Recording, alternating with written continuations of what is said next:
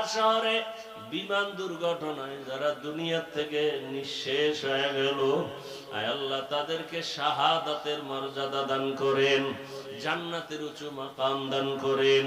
তার মা বাবা হাল পরিবারে যারা আছে সবাইকে সাবিরিনদের অন্তর্ভুক্ত করে দেন। পরিবারে এই সন্তানগুলো যারা হারাইলো এর বিনিময়ে উত্তম নিয়ামত দান করেন। আয় আল্লাহ সবাইকে উত্তম নিয়ামত দান করেন, উত্তম নিয়ামত দান করেন।